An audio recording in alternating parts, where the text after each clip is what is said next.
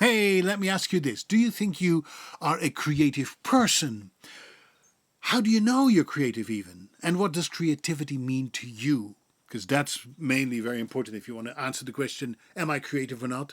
It depends on the definition, right? And I found a definition that I think you're going to like. I have to read it off the screen because it's a little bit wordy. Very creative definition of creativity, but here it is.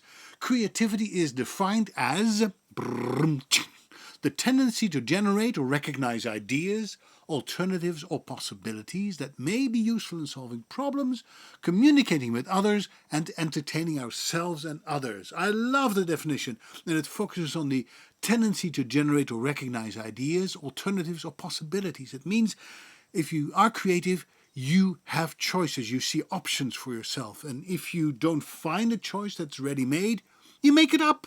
It comes out of nowhere, maybe. Who knows where it comes from? You get inspiration and you say, here's an alternative that probably a lot of people have not thought about. People who are creative look at situations that you and I look at and they come up with different conclusions based on what? Maybe on how their brain works, their life experiences, their biography, their biology. There's so many reasons. But I got a clue about creativity and where it comes from a book that I've been reading today. I started it because we had a power outage here in Vermont.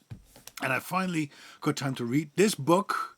I've only gotten down to chapter 3, but it's John Cleese. So anyway, if you don't know who John Cleese is, because you're of a certain generation, John Cleese is one of my comedic heroes. Yes, he is one of the founders of Monty Python's Flying Circus, the group that brought you King Arthur and the Holy Grail, The Meaning of Life, and many other hysterical movies that I love so much and I can recite, and a whole series of sketch comic shows that were prominent in the 60s and 70s. And I once had the pleasure of seeing John Cleese live, and he's just as funny as ever, but I started reading his autobiography, and he is talking about creativity and where he thinks it came from, and it gave quite an insight that I want to share with you. Okay, John Cleese says, chapter 1, page 16, research has shown that constant relocation in childhood, I do my British accent now because it's John Cleese, constant relocation in childhood is often associated with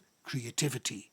It seems that the creative impulse is sparked by the need to reconcile contrasting views of the world.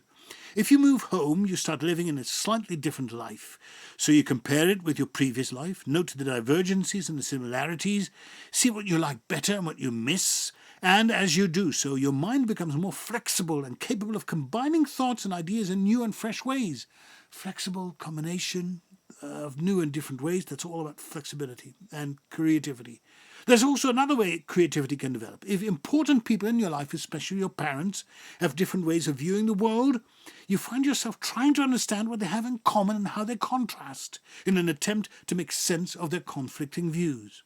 On the other hand, if your parents have a harmonious relationship and you grow up in one place where people share the same attitudes as those around them, you're unlikely to be innovative and the same innovative or even to want to be. I doubt whether there's a special creativity faculty at Iowa State University, he says.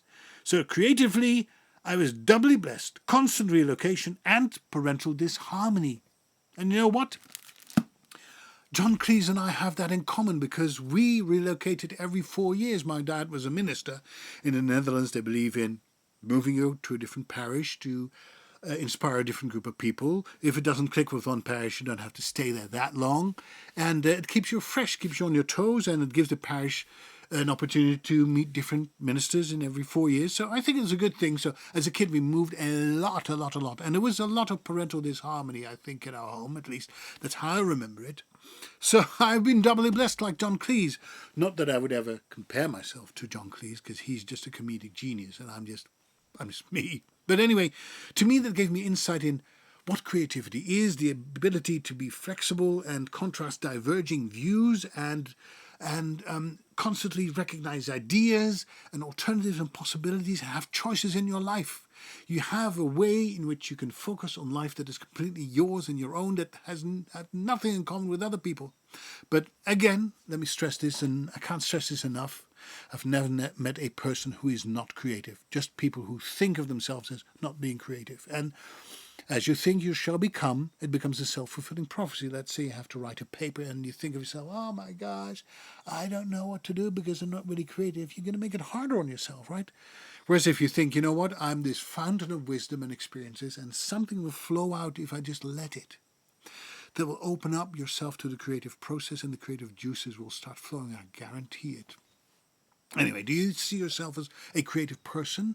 How can we tell that you're creative? How do you show the world that you're creative? What have you done that you're proud of creating, creatively speaking? Please, please, please share your thoughts and comments below because I'd love to hear from you. With many creative thoughts, I'll see you soon. Bye.